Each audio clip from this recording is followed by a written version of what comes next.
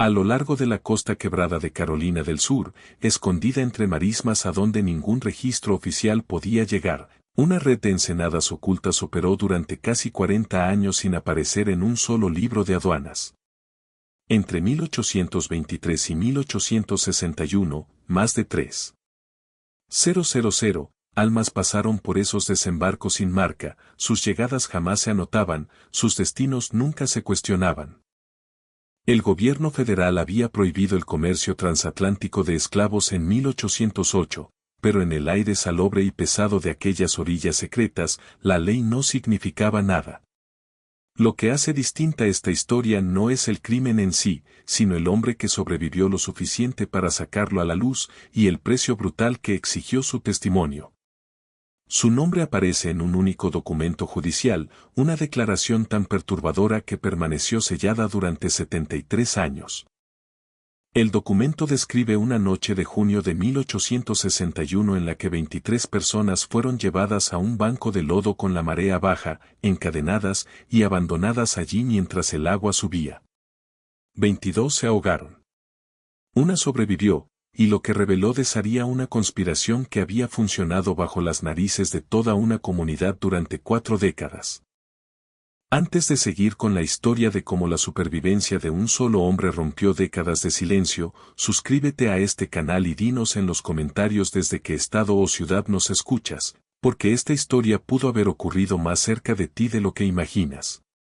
Lo que vuelve el testimonio de Samuel Oaks distinto a cualquier otro relato de aquella época no es solo lo que reveló sobre los barcos, los capitanes o los comerciantes. Es lo que reveló sobre la gente común que vivía a distancia de caminata de esas ensenadas y eligió, durante 40 años, no oír nada, no ver nada y no decir absolutamente nada. Personas que iban a la iglesia cada domingo, que celebraban el Día de la Independencia, que enviaban a sus hijos a la escuela y que sabían exactamente lo que ocurría en la oscuridad más allá de su pueblo, y aún así no pronunciaron una palabra. Para entender cómo Blind Landing pudo operar durante 40 años en total secreto, primero hay que comprender la geografía de la costa de Carolina del Sur en el siglo XIX. El Low Country de Carolina del Sur no se parece a otras costas. No es una frontera simple entre tierra y mar, sino una zona de transición compleja donde ambos elementos se mezclan y se transforman en otra cosa, un mundo de marismas salinas, arroyos de marea, islas barrera y bancos de arena móviles que cambia con cada marea, cada tormenta, cada estación. La línea costera se extiende casi 200 millas, pero si midieras cada entrada, cada arroyo, cada canal serpenteante, la distancia real sería de miles de millas. Durante siglos, este paisaje fue territorio de los pueblos indígenas que conocían íntimamente sus ritmos. Para la década de 1820, se había convertido en otra cosa, un escondite perfecto para actividades que no podían soportar el escrutinio. Los puertos principales, Charleston, Georgetown, Beaufort, ya eran centros de comercio bien establecidos a comienzos del siglo XIX. Estas ciudades tenían muelles, almacenes, oficinas de aduanas y autoridades portuarias. Los barcos que llegaban a esos puertos eran inspeccionados, sus cargamentos quedaban registrados y a sus capitanes se les interrogaba. El sistema no era perfecto. La corrupción era frecuente y los inspectores podían ser sobornados, pero existía y generaba un rastro de papel. Sin embargo, entre esos puertos oficiales se extendían enormes tramos de costa sin agentes de aduanas, sin inspectores federales, sin patrullas militares. Las marismas se consideraban tierra inútil, demasiado húmeda para cultivar, demasiado somera para grandes embarcaciones, demasiado insalubre para asentarse. Solo pescadores y cazadores se aventuraban por esas zonas y aprendían rápido que las marismas eran traicioneras. Canales navegables con marea alta se convertían en lodazales intransitables con marea baja. Los bancos de arena aparecían y desaparecían. Las tormentas podían alterar toda la geografía de un día para otro. Para cualquiera que no conociera esas aguas al detalle, las marismas de Low Country eran un laberinto sin salida.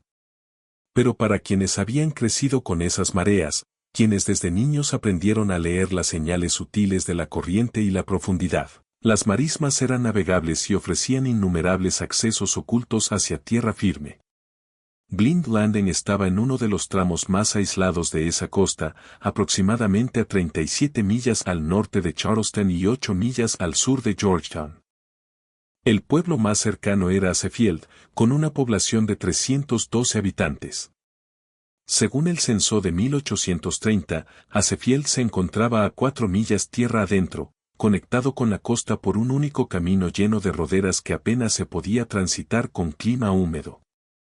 El camino serpenteaba entre pinares y pantanos de cipreses antes de llegar al litoral, y no había asentamientos a lo largo de su recorrido, solo bosque vacío y algún que otro arrozal abandonado. La ensenada en sí tenía forma de media luna, quizá de 400 yardas de ancho en su boca, estrechándose a menos de 100 yardas en su extremo interior. Robles vivos antiquísimos rodeaban la ensenada, con ramas cubiertas de musgo español que colgaba como cortinas grises. De día, la ensenada se veía pintoresca, casi serena. El agua era oscura e inmóvil, reflejando el cielo como un espejo. Garzas caminaban en los bajíos. Los únicos sonidos eran el susurro de las hojas y el grito lejano de las aves del pantano. Pero de noche, la ensenada se convertía en otra cosa. La oscuridad bajo el dosel de robles era total. Los sonidos del pantano, el chapoteo de los peces, los llamados de las aves nocturnas, el roce de criaturas entre la maleza, creaban una sensación de inquietud primitiva. Y cuando la marea bajaba, emergían los fangales, extensiones enormes de barro resbaladizo y traicionero que parecían tragarse la luz. El canal que conectaba Blind Landing con el océano abierto era la clave de su secreto. Con marea alta, tenía apenas 6 pies de profundidad, invisible para cualquiera que no conociera esas aguas. Serpenteaba por la marisma, se doblaba sobre sí mismo y se dividía en canales falsos que no llevaban a ninguna parte. Un capitán que intentara navegarlo sin conocimiento local casi con seguridad encallaría. Pero para quienes conocían la ruta, quienes habían memorizado cada giro, cada referencia, cada leve cambio de color del agua que delataba la profundidad, el canal era una autopista oculta. Los hombres que manejaban Blind Landing habían crecido en esas aguas. Eran hijos de pescadores y comerciantes costeros, hombres que pasaron la infancia aprendiendo a leer mareas y corrientes como otros niños aprendían a leer libros. Sabían que el canal solo era navegable durante una ventana de 3 horas alrededor de la pleamar. Sabían qué fases de la luna producían las mareas más altas. Sabían leer el tiempo y anticipar cuándo habría condiciones favorables para un desembarco. Y sabían que, si lo cronometraban todo con precisión, un barco podía fondear a 3 millas de la costa, enviar botes pequeños por el canal hasta Blind Landing, descargar su carga y desaparecer antes del amanecer, sin dejar rastros salvo huellas en el lodo que la siguiente marea borraría. El pueblo de Asefield era, a simple vista, una comunidad sureña común de la era anterior a la guerra civil. Había sido fundado en 1798 por un grupo de colonos del Piedmont de Virginia que compraron concesiones de tierra en Carolina del Sur. El pueblo estaba trazado en una cuadrícula sencilla, una calle principal con algunas tiendas y negocios, y calles residenciales que se abrían hacia afuera, donde las familias construían sus casas. Para la década de 1820, Asefield había alcanzado una existencia cómoda. No era rico según los estándares de Charleston. No había mansiones imponentes ni familias aristocráticas con conexiones europeas, pero prosperaba de forma modesta. Las tierras circundantes servían para algodón y algo de cultivo de arroz, y la mayoría de las familias poseía pequeñas granjas. Algunos terratenientes más ambiciosos habían acumulado propiedades mayores y empezaban a obtener ganancias importantes. El pueblo tenía 2 iglesias, una metodista y otra bautista, que competían con cortesía por los feligreses.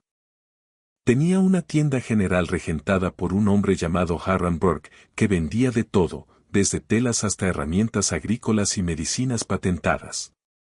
Tenía un herrero llamado Otto Lang, un inmigrante alemán conocido por su habilidad tanto con herraduras como con reparaciones de carretas. Tenía una taberna llamada Carolina House, operada por una viuda llamada la señora Adelaide Crowe, donde los hombres se reunían por las noches a beber, jugar a las cartas y hablar de política. Había una escuela donde los niños aprendían lectura, escritura y aritmética con una maestra severa nacida en Nueva Inglaterra, la señorita Abigail Porter. Había un médico, Calvin Yates, que había estudiado medicina en Filadelfia y regresó a Carolina del Sur para establecer su consulta. Había un abogado, Howard Brannan, que llevaba transacciones de propiedad y testamentos. En la superficie, Asefield parecía un centenar de pueblos sureños más. Sus ciudadanos iban a la iglesia los domingos, cantaban himnos y escuchaban sermones sobre el deber cristiano y la rectitud moral. Celebraban el 4 de julio con barbacoas y discursos sobre la libertad y el experimento americano. Enviaban a sus hijos a los entrenamientos de milicia y se enorgullecían de su servicio. Se casaban, tenían hijos, enterraban a sus muertos y seguían con el trabajo de vivir. Pero bajo esa capa de normalidad, existía otro Asefield, un entendimiento tácito de que ciertas preguntas no debían hacerse, ciertas observaciones no debían compartirse, ciertas actividades no debían reconocerse. El arreglo había empezado casi por accidente. En 1823, un capitán llamado Mark Sten se acercó a un plantador cerca de Asefield para ofrecerle mano de obra. Dane explicó que podía conseguir trabajadores a precios muy por debajo del mercado, pero que la transacción tendría que hacerse con discreción. El plantador, un hombre llamado William Cobb, comprendió de inmediato lo que Dane le estaba ofreciendo, personas trasladadas ilegalmente desde África, violando la prohibición de 1808. Cobb luchó con la decisión quizá durante una hora. No era especialmente religioso, pero se consideraba moral. Nunca había cuestionado la institución de la esclavitud. Al fin y al cabo, era la base de su sustento, pero siempre se había dicho a sí mismo que él no era personalmente responsable del comercio atlántico. Compraba mano de obra a tratantes respetables que le aseguraban que eran nacidos en el país o importados legalmente antes de 1808. Pero la oferta de Dane era tentadora. El precio era menos de la mitad de lo que Cobb pagaría por canales legítimos, y Dane le garantizó que la operación podía hacerse con total secreto, sin papeles, sin testigos, sin riesgo de procesamiento. Cobb aceptó, y al hacerlo tomó una decisión que definiría a Asefield durante las 4 décadas siguientes. El primer desembarco en Bland Landing ocurrió en una noche sin luna de septiembre de 1823. El barco de Dane ancló mar adentro y botes pequeños llevaron a 17 personas por el canal hasta la ensenada. Cobb esperaba con 2 carretas. La transacción duró menos de una hora. El dinero cambió de manos. A esas personas las cargaron en las carretas, ocultas bajo dobles fondos cubiertos con sacos de arroz. Y al amanecer, los nuevos trabajadores de Cobb ya estaban en su plantación y el barco de Dane había desaparecido. Había sido increíblemente fácil, y esa facilidad resultaba seductora. En menos de un año, Dane se acercó a otros plantadores de la zona. Algunos se negaron, por objeciones morales o por temor a la ley, pero suficientes aceptaron como para que Bland Landing se convirtiera en una operación regular. Dane era cuidadoso. Nunca traía más de 20 o 30 personas por vez, y espaciaba los desembarcos por meses. Variaba las fechas, a veces llegaba en primavera, otras en otoño. Usaba distintos barcos, distintas tripulaciones. Nunca seguía un patrón predecible. Los plantadores que compraban a Dane formaron una red informal. No hablaban del arreglo abiertamente, ni siquiera entre ellos, pero entendían que su interés común exigía silencio mutuo. Si atrapaban a uno, si las autoridades federales empezaban a investigar, pondría en riesgo a todos. Y así, una cultura de silencio echó raíces en Asefield. Los plantadores no decían nada. Sus capataces, que desde luego sabían de dónde venían los recién llegados, tampoco decían nada. Y, poco a poco, el silencio se extendió al resto del pueblo. El herrero, Otto Lang, lo sabía porque erraba los caballos de las carretas que hacían los viajes nocturnos a la costa. La tabernera, la señora Croe, lo sabía porque servía bebidas a capitanes y marineros que pasaban por el pueblo antes y después de los desembarcos. El comerciante Harran Burke lo sabía porque vendía provisiones, cuerdas, lona, cadenas, a hombres que pagaban en efectivo y no hacían preguntas. El médico, Cowden Yates, lo sabía porque a veces lo llamaban para tratar heridas o enfermedades entre los recién llegados, y reconocía de inmediato que esas personas acababan de bajar de un barco. Cada uno tomó la decisión, consciente o no, de guardar silencio, y cada uno se benefició, directa o indirectamente, de la operación. El negocio de Lang prosperó. La taberna de la señora Croe se volvió el establecimiento más rentable del pueblo. Burke amplió su tienda. Yates atendió a más pacientes y cobró más honorarios. El silencio no se imponía con amenazas o violencia, al menos al principio.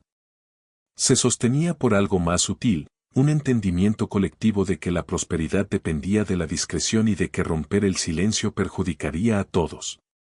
Los plantadores que compraban mediante blind landing reducían costos de mano de obra y aumentaban ganancias. Los negocios que atendían a esos plantadores florecían. Incluso la gente del pueblo que no participaba directamente se beneficiaba del crecimiento económico general. Para la década de 1830, blind landing ya era una institución. Los desembarcos ocurrían 3 o 4 veces al año, lo bastante frecuentes como para contar con ellos, pero lo bastante espaciados como para evitar la detección. La operación había superado a Mark Stein. Otros capitanes se enteraron del arreglo y empezaron a usar blind landing, y la red de plantadores cómplices creció hasta incluir hombres de 3 condados. La gente de Asefield se repetía que no era personalmente responsable. No eran ellos quienes traían barcos desde África. No eran ellos quienes compraban a las personas que bajaban de esos barcos. Solo seguían con sus vidas, atendían sus negocios, sostenían a sus familias. Y si de paso ganaban en pequeñas formas por actividades en las que no participaban directamente, bueno, eso no era lo mismo que ser culpables. Era una mentira cómoda, y se aferraron a ella durante 40 años. La vida de Samuel antes de su captura existe en su memoria como fragmentos, piezas de un espejo roto que nunca logró recomponer del todo. Nació en un pueblo cuyo nombre pasaría décadas intentando recordar. En su testimonio ante el Congreso en 1898, solo dijo, recuerdo el sonido del nombre, como se sentía en mi boca, pero la palabra en sí se ha ido. Es como si esa parte de mi mente hubiera sido arrancada. Lo que sí recordaba era esto, el pueblo estaba a varios días de caminata de la costa, cerca de un río cuyas aguas corrían claras sobre piedras lisas. Las casas eran de adobe y techo de paja. Su padre era un artesano del hierro, forjaba herramientas y adornos. Su madre murió cuando él era pequeño. No recordaba cómo, y fue criado por su padre y por el hermano menor de su padre. El pueblo era próspero, o al menos Samuel lo recordaba así. Cultivaban ñames, mandioca y mijo. Criaban cabras y gallinas. De vez en cuando pasaban caravanas comerciales, y el padre de Samuel intercambiaba piezas de hierro por sal, tela y otras necesidades. La vida seguía ritmos que existían desde generaciones, la época de siembra, la cosecha, la estación seca, las lluvias. Samuel aprendió el oficio de su padre. Para cuando tenía 16 o 17 años, no tenía una forma exacta de medir su edad, podía manejar los fuelles, calentar el hierro a la temperatura correcta y darle forma en cuchillas y herramientas. Esperaba pasar la vida en su pueblo, casarse, tener hijos y transmitir el oficio a sus propios hijos. Recordaba la noche del ataque con una claridad terrible. Llegó sin aviso. En un instante dormía en la casa de su padre, al siguiente, lo despertaron de golpe los gritos y el sonido de disparos de mosquete. El pueblo ardía. Hombres corrían por las calles con antorchas y armas, no soldados uniformados, sino asaltantes, algunos reconocibles como hombres de pueblos con los que Samuel había comerciado. El ataque estaba organizado. Samuel lo entendería solo después, pero en ese momento no comprendía nada salvo el terror. Los asaltantes se movían con propósito, derribaban puertas, arrastraban a la gente fuera de sus casas. A quienes resistían los golpeaban. A quienes corrían los perseguían y derribaban. En minutos, todo el pueblo era caos. El padre de Samuel intentó luchar. Tomó una barra de hierro, una de sus propias creaciones, y la blandió contra los hombres que irrumpieron en su puerta. Golpeó a uno en la cara y le quebró la mandíbula, pero eran demasiados. Lo superaron, lo apalearon con garrotes hasta que dejó de moverse. Samuel intentó llegar a su padre, pero unas manos lo sujetaron por detrás. Lo arrojaron al suelo y, antes de que pudiera incorporarse, le ataron las muñecas con cuerda. Lo arrastraron a la calle, donde decenas de otros cautivos del pueblo, sobre todo jóvenes y mujeres, pero también algunos niños, estaban siendo reunidos. Los asaltantes separaron a los capturados en grupos. Samuel quedó en una fila de unas 40 personas, todas atadas por las muñecas. Los obligaron a caminar de inmediato, empujados hacia adelante por hombres con látigos y mosquetes. Samuel miró atrás una sola vez y vio su pueblo en llamas, el humo elevándose hacia la noche. Caminaron 7 días. Samuel perdió la noción de la distancia y la dirección. Avanzaron por bosques, cruzaron ríos, atravesaron territorios que nunca había visto. Les daban poca comida y poca agua, apenas lo suficiente para seguir vivos. De noche, los obligaban a dormir en el suelo, todavía atados. A quienes se debilitaban demasiado para caminar los dejaban atrás. Al tercer día, el tío de Samuel, capturado junto a él, tropezó y cayó. Era mayor, quizá de 50 años, y la marcha era demasiado para su cuerpo. Los asaltantes le gritaron que se levantara. Cuando no pudo, lo golpearon. Cuando aún así no se puso en pie, lo soltaron de la fila y se alejaron, dejándolo a un lado del camino. Samuel quiso detenerse, quiso regresar, pero la fila siguió avanzando. Llamó a su tío, pero no hubo respuesta. Esa fue la última vez que vio a cualquier miembro de su familia. El 7º día llegaron a la costa. Samuel nunca había visto el océano. La visión, esa inmensidad de agua hasta el horizonte, lo llenó de un miedo que no sabía nombrar. Los llevaron a un recinto fortificado cerca de la orilla, construido con piedra y madera, con muros altos y guardias en cada entrada. Era un barracón, un lugar de retención donde mantenían a africanos capturados hasta que llegaban los barcos para transportarlos. El barracón era una visión del infierno. Estaba diseñado para albergar quizá a 100 personas. Cuando Samuel llegó, había al menos 300 hacinadas dentro. El recinto estaba dividido en grandes corrales, cada uno con 50 o 60 personas. El suelo era tierra. No había muebles, ni camas, ni nada, solo suelo desnudo y la presión de los cuerpos. El olor era insoportable, una mezcla de sudor, excremento y enfermedad. Arrojaron a Samuel en uno de los corrales. Estaba tan lleno que apenas había espacio para sentarse. De noche, todos se acostaban donde podían, apretados unos contra otros. De día, permanecían de pie o en cuclillas, esperando. La comida llegaba una vez al día, una papilla aguada hecha de mijo o mandioca, repartida en cuencos de madera que se compartían por grupos. El agua llegaba 2 veces al día, en cubos, y se repartía a cucharones. Las porciones eran pequeñas, calculadas para mantenerlos vivos, no sanos. Samuel aprendería después que aquello era normal. El comercio atlántico de esclavos no era un crimen cometido por un grupo contra otro, sino una red compleja de complicidades que involucraba a personas de varios continentes. Asaltantes africanos capturaban gente en aldeas del interior. Comerciantes africanos y europeos los compraban en la costa. Capitanes europeos y estadounidenses los transportaban a través del océano. Y plantadores estadounidenses y caribeños los compraban al otro lado. Todos en la cadena ganaban. Todos en la cadena se decían que no eran responsables de lo que ocurría antes o después de su propia transacción. Samuel pasó 6 semanas en el barracón. El tiempo se desdibujó. Los días se derrumbaron en una pesadilla continua. La gente a su alrededor enfermaba y moría. Cada mañana sacaban cuerpos, los arrastraban fuera de los corrales y los llevaban a algún lugar más allá de los muros. Nadie habló de lo que les había pasado. Samuel aprendió rápido que, para sobrevivir, tenía que apagarse por dentro. Dejó de pensar en su aldea, en su padre, en su vida anterior. Dejó de pensar en el futuro. Solo existía en el instante, concentrado en nada más que el siguiente cuenco de comida, el siguiente cucharón de agua, la siguiente noche superada. Luego, una mañana, se abrieron las puertas del barracón y los guardias empezaron a gritar órdenes.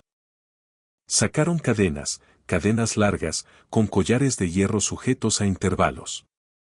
Organizaron a los cautivos en cofres, grupos de 15 o 20 personas, todos encadenados por el cuello.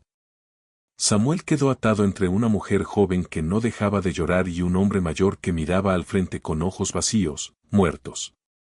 Los hicieron marchar fuera del barracón. Más allá de las barcas, quizá a media milla de la orilla, un barco estaba fondeado. No era grande según los estándares comerciales. Samuel aprendería después que era un Baltimore Clipper, un tipo de goleta rápida que se había vuelto popular en el tráfico ilegal por su velocidad. Pero para Samuel, que nunca había visto un buque de alta mar, parecía enorme. 3 mástiles se alzaban sobre la cubierta y el casco se asentaba bajo sobre el agua. Las barcas hicieron varios viajes, llevando gente de la costa al barco. El grupo de Samuel fue de los últimos en subir. Cuando le tocó, lo soltaron del cofre y lo obligaron a meterse en una de las barcas. La barca se balanceaba de forma nauseabunda al atravesar el oleaje, y Samuel, que jamás había estado sobre el agua, sintió como el estómago se le revolvía. Al llegar al barco, lo forzaron a subir por una escalera de cuerda por el costado. Sus manos, debilitadas por semanas de hambre, apenas podían aferrarse a los peldaños. Cuando alcanzó la cubierta, los tripulantes lo sujetaron de inmediato y lo empujaron hacia una escotilla que llevaba abajo. La bodega estaba dividida en 2 niveles. El nivel inferior, donde Samuel pasaría la mayor parte del viaje, tenía un techo de quizá 4 pies de altura. La gente estaba apretada en estantes de madera, en filas, acostados de lado porque no había espacio para incorporarse. A Samuel lo metieron a la fuerza entre 2 hombres, un hueco tan estrecho que sus hombros rozaban los de ellos a ambos lados. Cerraron la escotilla. La oscuridad fue absoluta.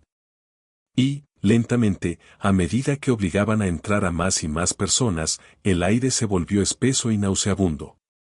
Más tarde, Samuel calculó que había más de 300 personas en la bodega, aunque nunca las contó. La cifra provenía del manifiesto del barco, un documento que terminaría en manos de oficiales navales británicos en 1867 y acabaría en archivos. El manifiesto identificaba al barco como el Mariposa, registrado en Baltimore y capitaneado por un hombre llamado Leonard Voss. Declaraba la carga como aceite de palma y marfil. En realidad no había aceite de palma ni marfil, solo gente. La travesía del Atlántico, lo que los historiadores llamarían después el pasaje medio, duró 43 días. Samuel no conocería ese número hasta años más tarde. Durante el viaje, no tenía noción del tiempo.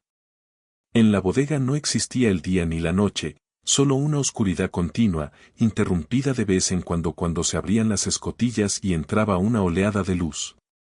Recordaba muy poco de la travesía. Su mente, incapaz de procesar el horror de aquellas condiciones, simplemente se apagó.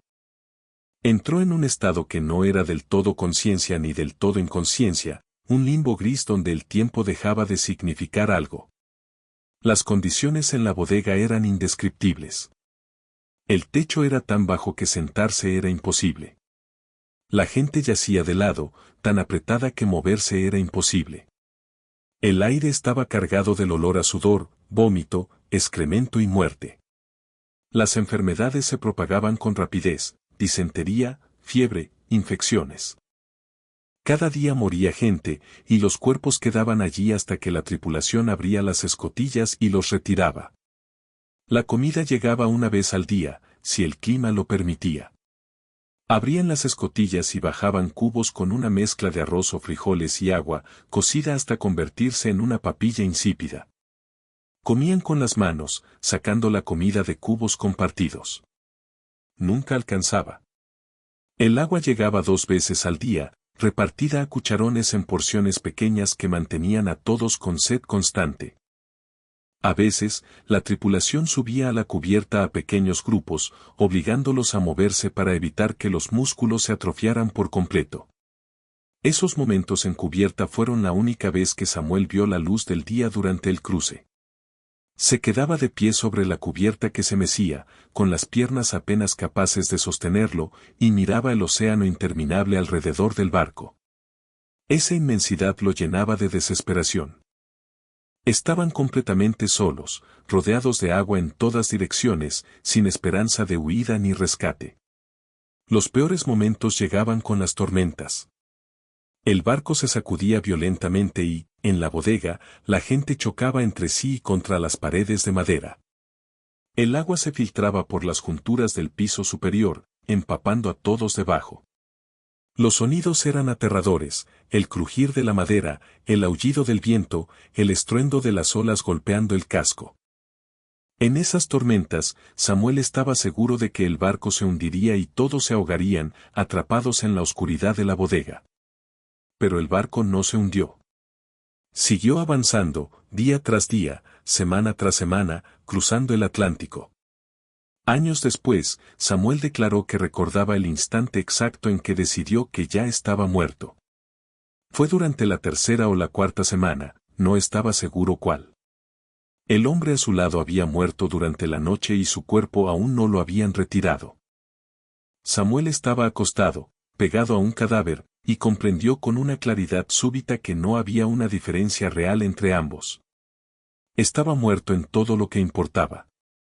Su cuerpo seguía funcionando, pero la persona que había sido, el joven que trabajaba con su padre, que había vivido en una aldea cuyo nombre ya no podía recordar, había desaparecido. La idea resultó extrañamente reconfortante.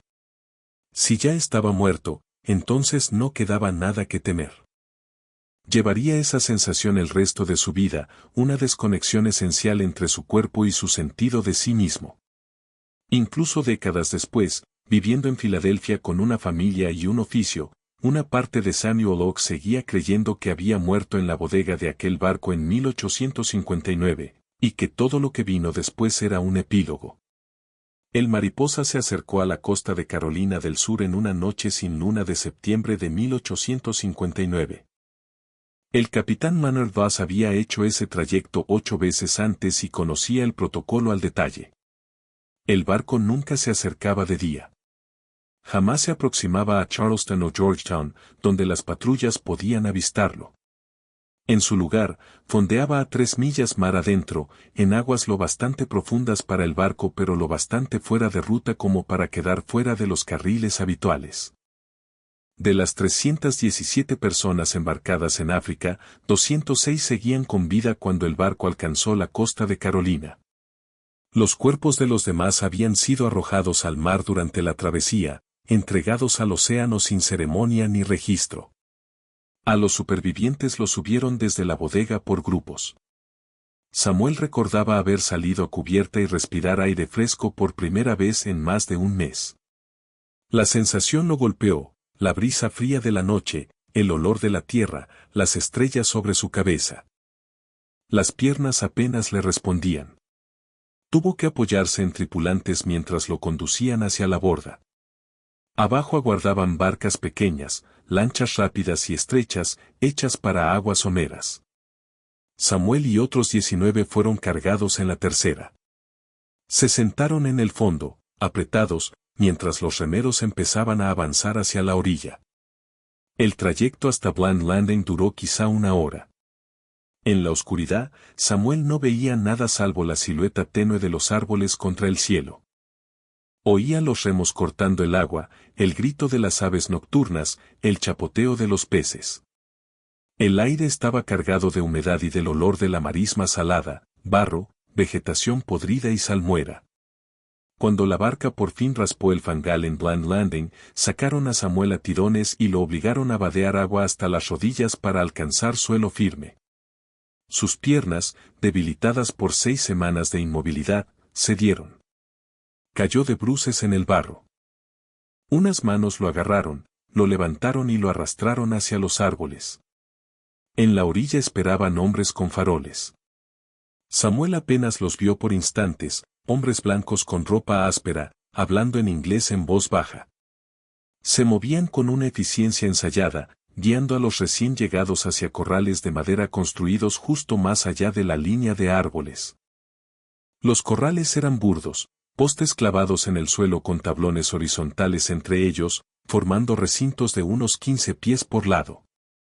Cada corral tenía una única puerta asegurada con cadena y candado. No había techo, solo el cielo abierto. El suelo era tierra desnuda. A Samuel lo empujaron dentro de uno de los corrales con otros 19. Cerraron la puerta con llave y los hombres de los faroles se alejaron, dejándolos en la oscuridad. Durante mucho tiempo, nadie habló. Solo permanecían de pie o sentados, demasiado agotados y desorientados para hacer otra cosa. Algunos lloraban en silencio. Otros miraban al vacío con la misma expresión ausente que Samuel había visto en el barracón y en el barco. Estaban vivos, pero no estaban enteros. El amanecer llegó despacio, filtrándose entre los robles. Samuel vio por primera vez con claridad dónde estaban. El corral se alzaba en un claro pequeño, rodeado de enormes robles vivos cubiertos de musgo español. Más allá de los árboles, se veía agua, una ensenada oscura e inmóvil que reflejaba el cielo de la mañana.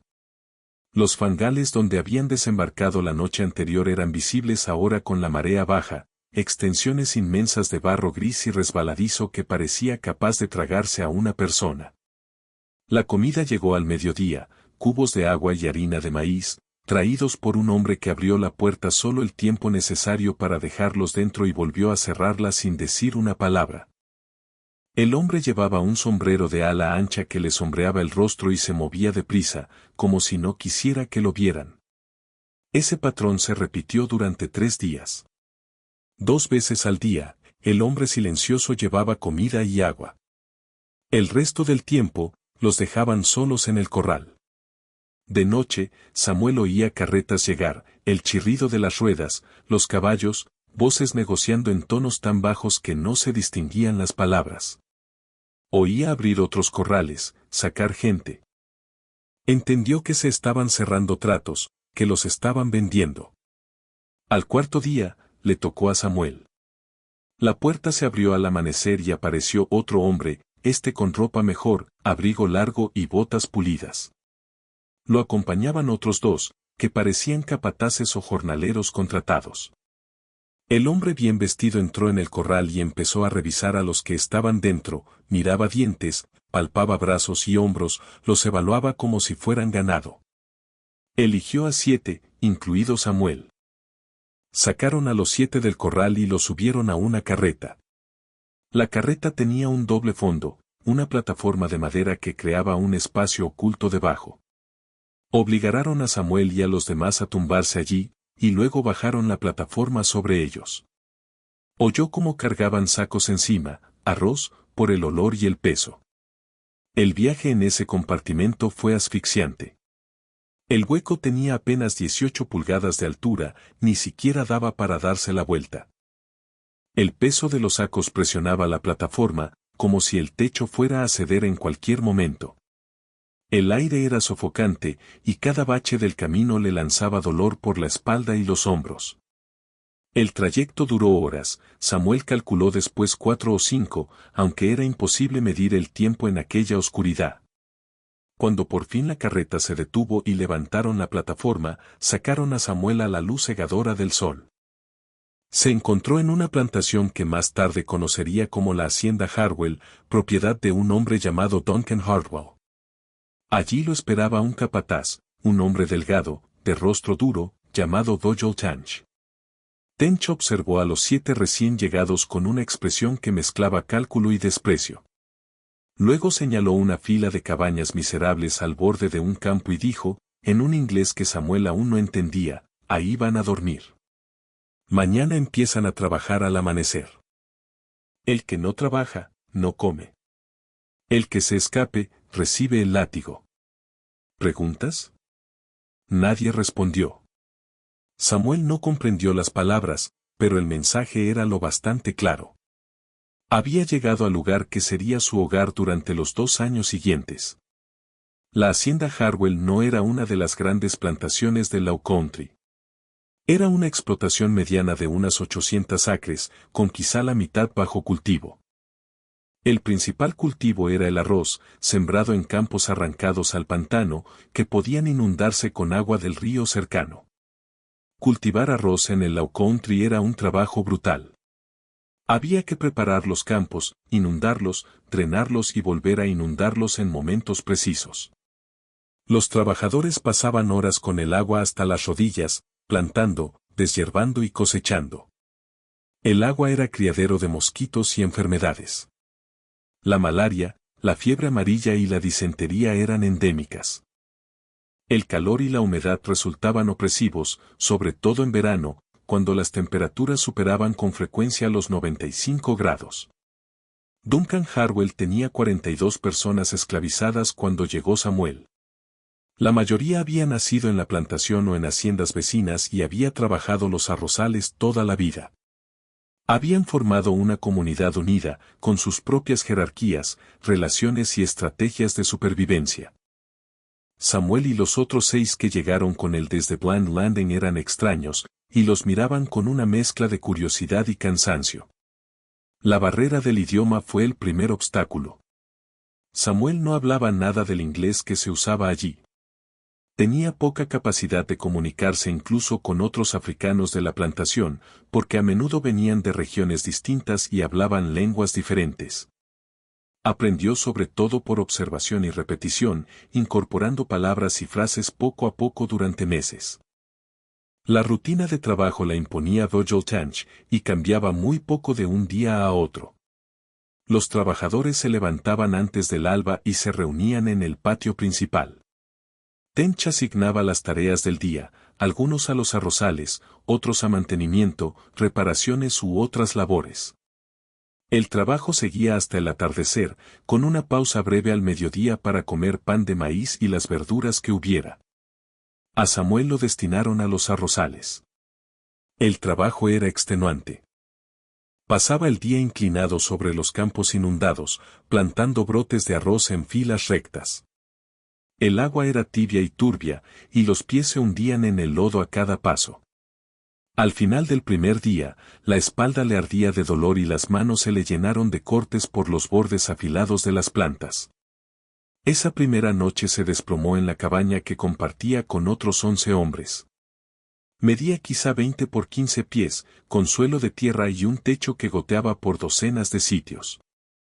No había camas, solo plataformas de madera áspera donde dormían pegados unos a otros. No había muebles, ni privacidad, ni consuelo. Un hombre mayor, alguien que llevaba décadas en la plantación, le habló a Samuel con una mezcla de inglés y gestos. Samuel entendió lo suficiente para captar que le daba un consejo: agacha la cabeza, trabaja, no llames la atención. Virgil Tench era conocido por usar el látigo y no toleraba a nadie que considerara lento o desafiante. Samuel siguió ese consejo. Aprendió los ritmos del trabajo, lo que se esperaba de él, las reglas no dichas. Aprendió a leer los momentos tensos, cuando el capataz estaba irritable y cuando lo más seguro era desaparecer en el fondo. Aprendió qué tareas eran las más duras y cuáles ofrecían breves instantes de descanso. Aprendió a sobrevivir despacio, con dolor. Y también aprendió inglés. El proceso era desesperante. Palabras que para un nativo parecían simples eran misterios impenetrables para Samuel. La gramática no tenía sentido. La pronunciación parecía imposible. El inglés tenía sonidos que no existían en su lengua, y sus intentos por reproducirlos solían provocar burlas o incomprensión. Pero, poco a poco, la comprensión llegó.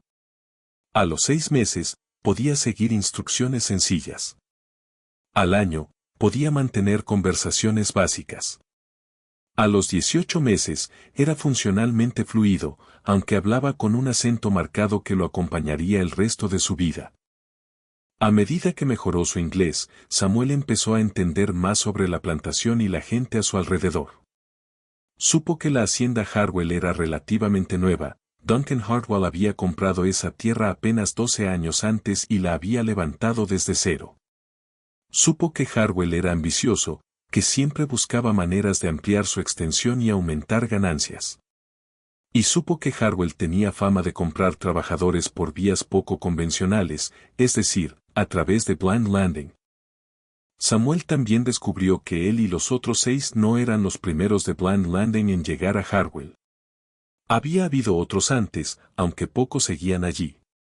Algunos habían muerto por enfermedad o accidentes. Otros habían sido vendidos a otras plantaciones. Y unos pocos, eso se decía solo en susurros, habían desaparecido en circunstancias de las que nadie quería hablar. Una mujer mayor llamada Hannah, que trabajaba en la cocina, era de las pocas dispuestas a hablar abiertamente con Samuel sobre la realidad de su situación. Había nacido en otra plantación y fue vendida a Harwell 10 años antes. Tendría quizás 50 años, aunque aparentaba más, el rostro surcado de líneas y las manos retorcidas por décadas de trabajo. Una tarde, cuando Samuel llevaba alrededor de 1 año allí, Hannah le habló mientras ambos sacaban agua del pozo. Bajó la voz y miró alrededor para asegurarse de que nadie más escuchaba. «Viniste por el desembarco, ¿verdad?», dijo. Samuel dudó y luego asintió. Nunca lo había dicho en voz alta, pero Hannah lo sabía. «Eso pensé», dijo ella. «Tienes esa mirada. Los que vienen por ahí siempre la tienen». Hizo una pausa, sus ojos se perdieron en la distancia. «Conocí a un hombre una vez. Llegó por ahí hace unos 8 años. Buen hombre, trabajador, pero hacía demasiadas preguntas. Quería saber dónde estaba, cómo llegó, si había forma de mandar noticia a su familia en África». El capataz lo oyó hablar, se lo dijo al señor Harwell. Una noche se lo llevaron. Dijeron que lo trasladaban a otra plantación, pero nadie volvió a saber de él. Samuel sintió un escalofrío recorrerle el cuerpo. «¿Qué le hicieron?». Hannah negó con la cabeza. «No lo sé. Pero te diré lo que yo creo. Creo que cuando traen gente por ese desembarco, no quieren a nadie que pueda hablar, a nadie que arme problemas o llame la atención. ¿Y si alguien se convierte en un problema?». No terminó la frase. Samuel recibió esa información en silencio. Confirmaba lo que ya empezaba a sospechar. Su presencia en Harwell era ilegal, y Duncan Hartwell tenía un interés directo en que ese hecho jamás saliera a la luz. Si Samuel causaba problemas, si intentaba contactar autoridades, si hacía cualquier cosa que pudiera exponer el uso de Blind Landing por parte de Harwell, simplemente desaparecería. La conclusión daba miedo, pero también le aclaró todo. Samuel entendió que su supervivencia dependía de volverse invisible. Tenía que ser callado, obediente, irrelevante. Tenía que mezclarse, convertirse en un trabajador más en los campos, indistinguible de los demás. Y eso fue lo que hizo. Durante 2 años, Samuel Oaks se volvió invisible. La noticia de la rendición de Fort Sumter llegó a la plantación Harwell el 15 de abril de 1861. Un capataz llegó desde Asefield con un periódico y, en cuestión de horas, todos allí sabían que la guerra había comenzado. Entre la población blanca, la reacción fue de júbilo. Duncan Harwell organizó una celebración en la casa principal e invitó a plantadores vecinos con sus familias.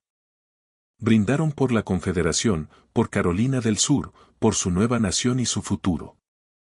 En el pueblo, los jóvenes hicieron fila para alistarse en compañías de milicia, ansiosos por demostrar su valía en lo que estaban seguros de que sería un conflicto breve y glorioso. Entre la población esclavizada, la reacción fue más compleja y cuidadosamente escondida. Nadie se atrevía a mostrar esperanza en público.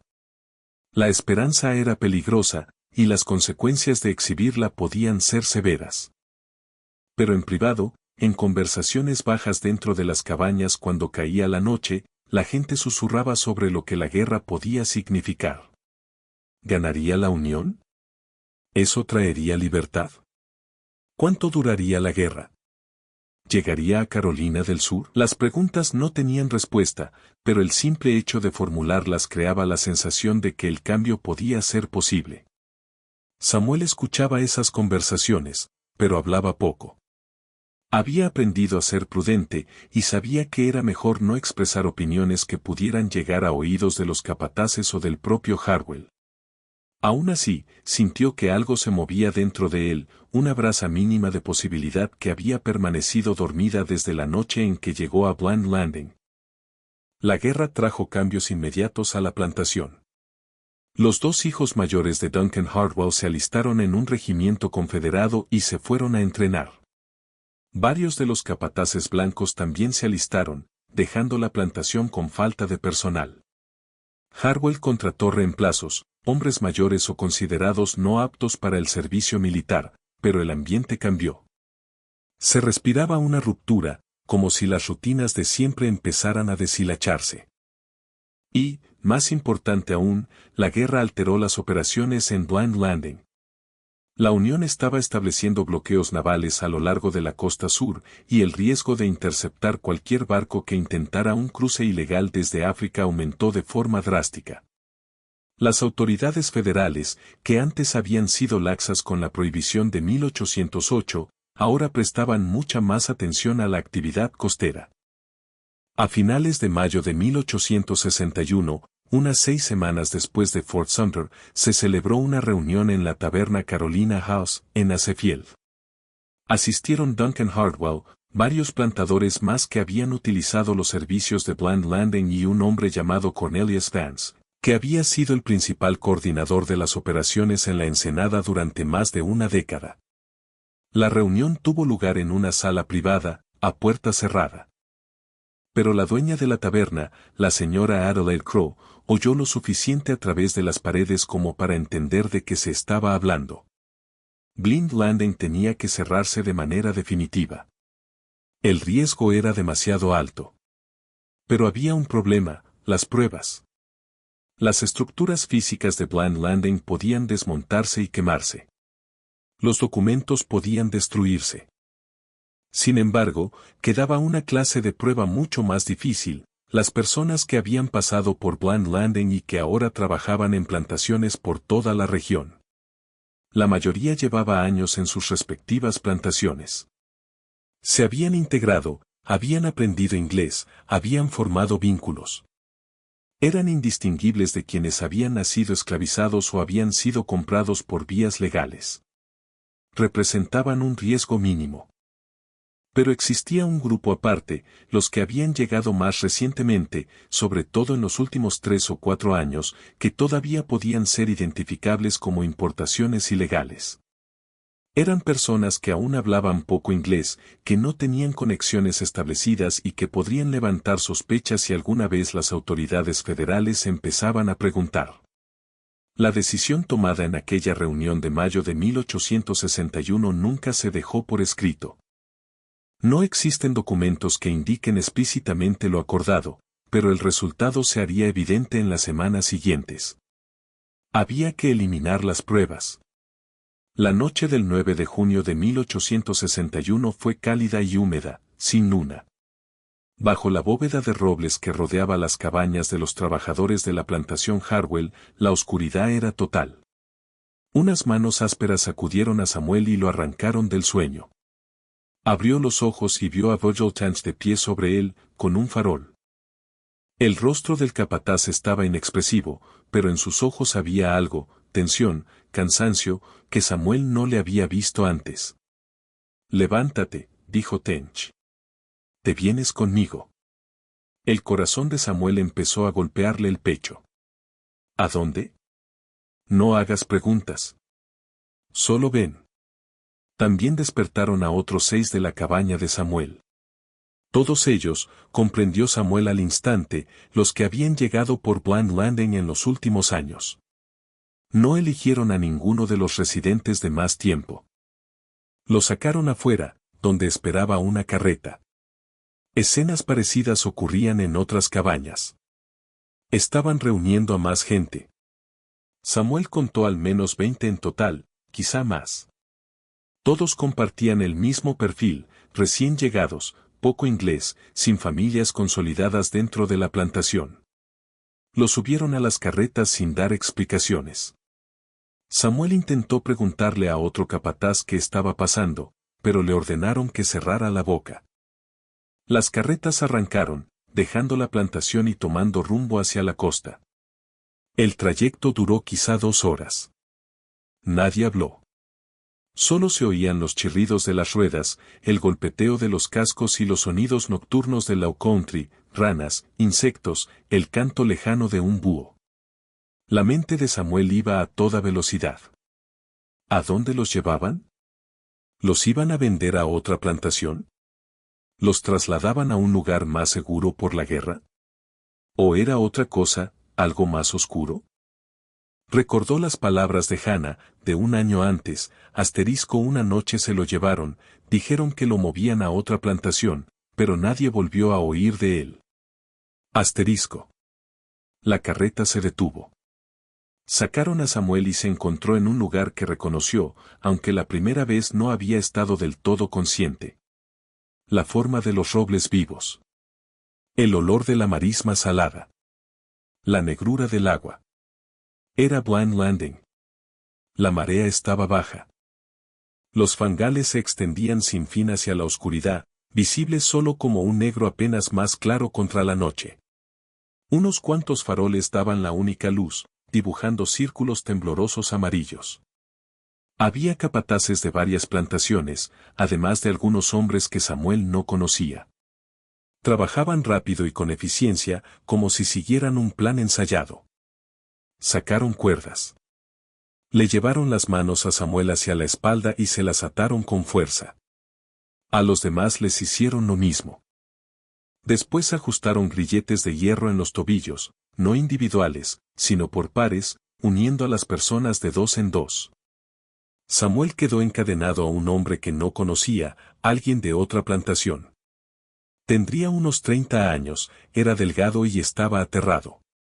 No dejaba de susurrar en una lengua que Samuel no entendía, un torrente desesperado de palabras que podían ser oraciones. Cuando todos estuvieron asegurados, manos atadas, tobillos encadenados por parejas, los obligaron a salir a los fangales. El barro era resbaladizo y traicionero, succionándoles los pies con cada paso. Samuel y el hombre unido a él tropezaban juntos, tratando de no perder el equilibrio sobre aquella superficie inestable. Los empujaron más lejos, quizá a unos 200 metros de la línea de árboles, hacia el centro del fangal. Y allí los dejaron. Los capataces y los otros hombres empezaron a volver a la orilla, y sus faroles se veían cada vez más lejos. Samuel gritó, y su voz se mezcló con otras en la oscuridad. «Esperen, ¿a dónde van? ¿Qué está pasando?» Virgil Tench fue el último en irse. Antes de desaparecer entre los árboles, se giró y dijo lo bastante alto para que todos lo oyeran: «La marea sube a medianoche. Yo que ustedes haría las paces con su Dios». Entonces los faroles se tragaron los árboles, y el ruido de caballos y carretas se apagó. El silencio cayó sobre el fangal, roto solo por la respiración y el llanto contenido de algunos. Samuel comprendió con una claridad perfecta y terrible lo que estaba ocurriendo. La marea estaba subiendo. En pocas horas, esos fangales quedarían bajo casi 2 metros de agua. Estaban encadenados, no podían correr, no podían nadar, no podían hacer otra cosa que quedarse allí esperando ahogarse. Esto no era un traslado. Era una ejecución. El pánico se extendió por el grupo. Algunos tiraban con desesperación de sus ataduras, intentando liberarse. Otros se arrodillaron, rezando en lenguas que Samuel no conocía. El hombre encadenado a Samuel empezó a forcejear, sacudiendo la cadena compartida y a punto de hacer que ambos cayeran al barro. Samuel se obligó a mantener la calma. El pánico no serviría de nada. Tenía que pensar, evaluar la situación y encontrar cualquier posibilidad de sobrevivir. Probó sus ataduras. La cuerda en las muñecas estaba apretada, hecha por alguien que sabía lo que hacía. Ya se le estaban entumeciendo los dedos por la falta de circulación. El grillete del tobillo era de hierro, cerrado con un candado simple. No había forma de romperlo ni de forzarlo con las manos atadas. Miró alrededor, intentando ver en la oscuridad. La línea de árboles estaría a unos 200 metros, lo bastante cerca como para distinguirla como una sombra más densa contra el cielo, pero imposible para alguien atado y encadenado. Incluso si pudiera soltarse, ¿podría cruzar esa distancia por barro traicionero antes de que subiera la marea? El hombre a su lado había dejado de forcejear y ahora lloraba, un hilo constante de lágrimas cayéndole por la cara. Samuel quiso decirle algo para consolarlo, pero no tenía palabras que sirvieran. El tiempo pasó. Samuel no supo cuánto, 20 minutos, 30, una hora. No había forma de medirlo. Pero poco a poco notó un cambio. El barro bajo sus pies se sentía distinto, más húmedo. Bajó la vista y vio agua filtrándose por la superficie del fangal. La marea estaba entrando. Al principio, el agua subía despacio, extendiéndose como una lámina fina sobre el barro, llenando cada hondonada y canal. En 15 minutos, ya les rodeaba los tobillos. En 30, les llegaba a las pantorrillas. El pánico se intensificó. La gente empezó a gritar, pidiendo ayuda que nunca llegaría. Algunos intentaron avanzar hacia la orilla, pero los grilletes hacían imposible moverse coordinados y el barro blando convertía cada paso en un riesgo. El hombre encadenado a Samuel perdió el equilibrio y cayó hacia adelante. La cadena dio un tirón y le sacudió el tobillo a Samuel, desequilibrándolo.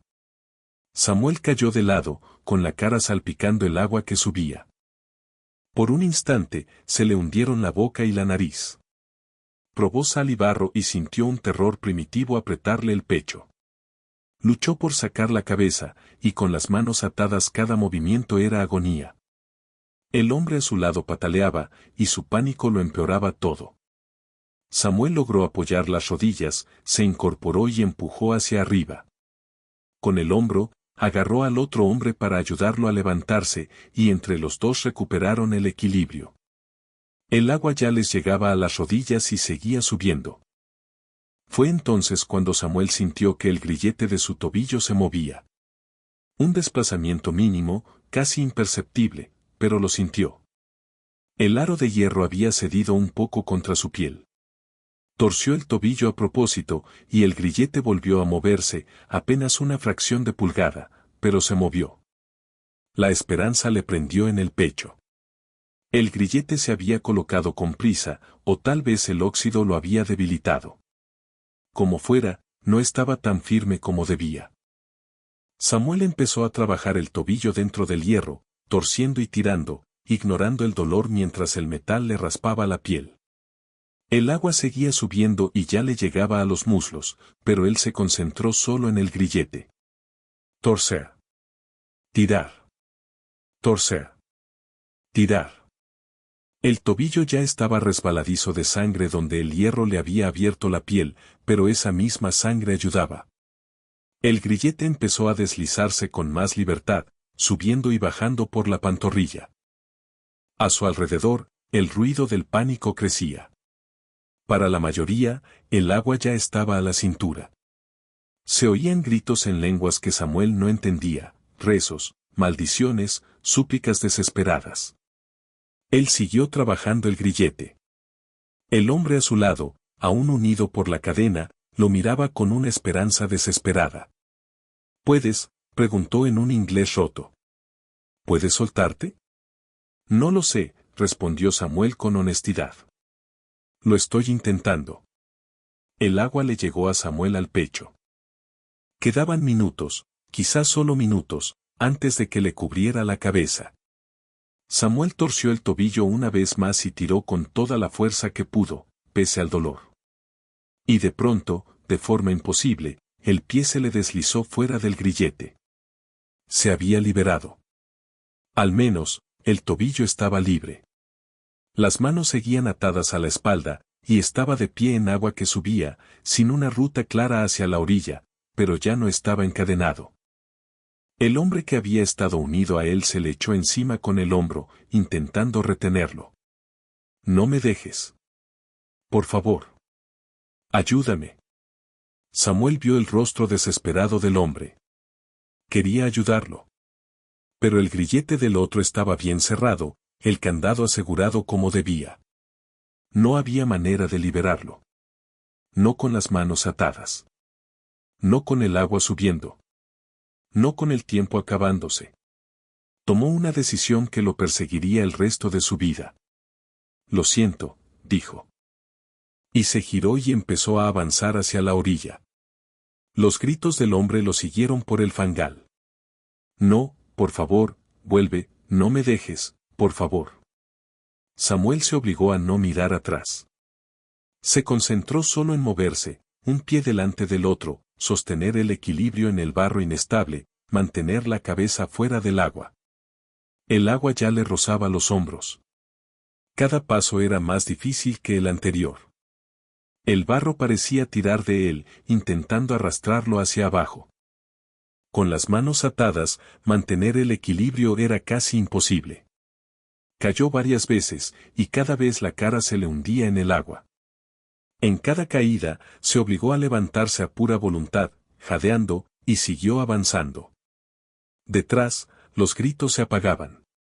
Se dijo que era porque se alejaba, pero sabía la verdad. El agua ya les había cubierto la cabeza. Samuel no supo cuánto tiempo estuvo en el agua. Le pareció horas, pero probablemente fueron 30 o 40 minutos. La marea seguía subiendo y, cuando por fin alcanzó la línea de árboles y tropezó con tierra firme, el agua detrás de él en el fangal ya tenía casi 2 metros. Se desplomó en una franja estrecha de playa arenosa, el cuerpo temblándole, la mente en shock. Cuando empezó a amanecer y una luz gris cayó sobre la marisma, pudo ver la ensenada detrás. Todo el fangal estaba bajo el agua. No había señales de los demás, ni cuerpos, ni movimiento, nada. Solo agua quieta reflejando el cielo. 23 personas habían sido dejadas allí. 22 estaban muertas. Samuel era el único que había sobrevivido.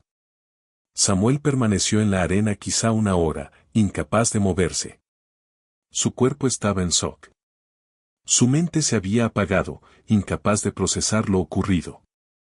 El sol subió lentamente, el cielo pasó del gris al azul pálido, y él seguía allí. Hasta que el instinto de supervivencia se impuso. No podía quedarse. Alguien podía volver. Podían regresar para comprobar que todos estuvieran muertos. Si lo encontraban vivo. Se obligó a ponerse de pie. Las piernas apenas lo sostenían. Las manos seguían atadas detrás, y las cuerdas se habían hinchado con el agua, apretando aún más. El tobillo derecho era un desastre de sangre donde el hierro le había arrancado la piel y cada paso le lanzaba dolor por la pierna. Pero estaba vivo, y necesitaba seguir estándolo. Samuel se internó tierra adentro, alejándose de la ensenada. No tenía plan ni destino. Solo sabía que, si permanecía cerca de la costa, cerca de Bland Landing, cerca de cualquier plantación donde pudieran reconocerlo, lo matarían. El bosque estaba tupido de maleza, palmetos, hierba cortante, enredaderas espinosas que le rasgaban la piel y la ropa. Con las manos atadas no podía apartar ramas ni protegerse. Solo avanzó, forzando el paso, dejando tras de sí tela rota y sangre. Caminó durante lo que le parecieron horas. El sol subió y la temperatura aumentó. La humedad era sofocante. El sudor le empapó la ropa y la boca se le secó. Necesitaba agua con desesperación, pero con las manos atadas no tenía forma de beber, incluso si encontraba un arroyo. Al mediodía, Samuel ya iba tambaleándose. La pérdida de sangre del tobillo, sumada a la deshidratación y el agotamiento, lo estaba venciendo. La vista se le nubló. Los pensamientos se le rompían en fragmentos. Sabía que debía seguir moviéndose, pero el cuerpo empezaba a apagarse. Tropezó y terminó en un riachuelo, una corriente estrecha de agua clara que atravesaba el bosque. Cayó de rodillas en la orilla y se inclinó, hundiendo la cara en el agua y bebiendo con desesperación. El agua estaba fría y dulce, y por un momento lo reanimó. Pero cuando intentó levantarse, las piernas le fallaron. Se desplomó junto al riachuelo, incapaz de seguir. Se durmió, o quizás se desmayó, por un tiempo que no pudo medir. Cuando despertó, ya era tarde. Le dolía todo el cuerpo, y el tobillo se le había hinchado hasta casi el doble. La piel desgarrada estaba roja e inflamada, y vio los primeros signos de infección. Necesitaba ayuda. Necesitaba que alguien le soltara las manos, le curara las heridas, le diera comida y refugio. ¿Pero en quién podía confiar? Si se acercaba a alguien vinculado a las plantaciones, a cualquiera que conociera a Duncan Hardwell o a Virgil Tanch, a cualquiera que hubiera sido cómplice de Blind Landing, lo entregarían o lo matarían. Samuel se obligó a ponerse de pie y siguió caminando. Siguió el riachuelo corriente arriba, pensando que el agua quizá lo conduciría a un camino o a un asentamiento. El bosque estaba lleno de sonidos, pájaros, insectos, el roce de animales pequeños en la maleza. Cada ruido lo hacía estremecerse, seguro de que lo estaban siguiendo. Al caer el crepúsculo, escuchó un sonido nuevo, el traqueteo de una carreta en un camino. Avanzó hacia el ruido y llegó al borde de un camino de tierra que atravesaba el bosque. La carreta estaba a unos 50 metros, acercándose a un ritmo constante. Samuel tuvo que elegir. Podía esconderse, dejar pasar la carreta y continuar solo por el bosque, arriesgándose a morir por la infección, el hambre o la intemperie. O podía mostrarse y confiar en que quien la condujera lo ayudara en vez de hacerle daño. Pero no pudo decidir. Las piernas le fallaron otra vez y se desplomó al borde del camino, completamente a la vista. La carreta estaba lo bastante cerca como para que el conductor lo viera. Se frenó. Luego se detuvo. Samuel oyó pasos acercándose. Levantó la mirada y vio a un hombre blanco, quizá de unos 50 años, vestido como un granjero. El hombre lo miró con una expresión difícil de descifrar, sorpresa, sí, pero también algo más, preocupación, desconfianza. ¿Qué te pasó?, preguntó. Samuel intentó hablar, pero tenía la garganta demasiado seca. Solo le salió un graznido. El granjero se arrodilló, examinó las manos atadas y el tobillo herido. ¿Quién te hizo esto? Samuel encontró la voz. Por favor, susurró. Ayúdeme. El granjero miró alrededor, como comprobando si alguien más observaba. Entonces tomó una decisión. ¿Puedes ponerte en pie? ¿Puedes subir a la carreta? Samuel asintió. Con ayuda, logró levantarse y tambalearse hasta la carreta. El granjero lo acomodó atrás y lo cubrió con una lona. Quédate callado, dijo. No hagas ningún ruido hasta que te diga que es seguro. La carreta volvió a ponerse en marcha. Samuel quedó tumbado atrás, escondido bajo la lona, sintiendo el traqueteo rítmico de las ruedas sobre el camino lleno de roderas. No tenía idea de a dónde lo llevaban. El granjero podía estar llevándolo a un lugar seguro, o podía estar devolviéndolo a las autoridades, a Hardwell, a Virgil Tanch. Samuel estaba demasiado agotado para seguir importándole. Cerró los ojos y dejó que la oscuridad lo arrastrara. Cuando Samuel despertó, estaba acostado en una cama estrecha, en una habitación pequeña. Ya no tenía las manos atadas. El tobillo estaba envuelto con vendas limpias. Una manta lo cubría y un vaso de agua descansaba en una mesita. Por un instante pensó que estaba soñando, o muerto. Entonces el dolor lo inundó, el latido profundo del tobillo, el ardor de la piel rota en las muñecas, el cansancio que hacía que hasta respirar costara. Estaba vivo. Sin duda. Se abrió una puerta y entró el granjero que lo había encontrado. Traía un cuenco de algo parecido a sopa o guiso. «Estás despierto», dijo. «Bien. Temía que no pasaras la noche. Has estado inconsciente casi 18 horas». Samuel intentó incorporarse, pero el cuerpo protestó. El granjero lo ayudó, apoyándolo contra la pared. «Me llamo Josiah Pruitt», dijo. «Esta es mi granja, a unas 12 millas al oeste de Asefield. Te encontré en el camino ayer al atardecer, ¿quieres contarme qué pasó?» Samuel dudó. ¿Podía confiar en ese hombre? Pruitt lo había ayudado, le cortó las ataduras, le vendó las heridas. Pero eso no garantizaba que estuviera a salvo. Pruitt aún podía entregarlo, avisar a las autoridades o a Harwell. Pero Samuel estaba demasiado débil para huir, demasiado herido para pelear. Y entendió que si no se lo contaba a alguien, si moría allí sin hablar, entonces la verdad de Bland Landing y de las 22 personas ahogadas moriría con él. Así que se lo contó todo. Habló durante más de una hora, con la voz débil y ronca. Describió su captura en África, la travesía del Atlántico, la llegada a Bland Landing. Describió los 2 años en la plantación Harwell. Y describió la noche del 9 de junio, el traslado a los fangales, los grilletes, la marea subiendo y la lucha desesperada por escapar. Pruitt escuchó sin interrumpir.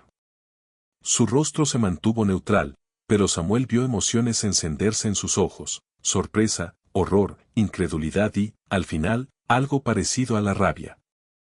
Cuando Samuel terminó, Pruitt se quedó en silencio un largo momento. «¿Me cree?», preguntó Samuel al fin. «Sí», dijo Pruitt en voz baja. «Y creo que tengo que hacer algo al respecto». Gracias por mirar.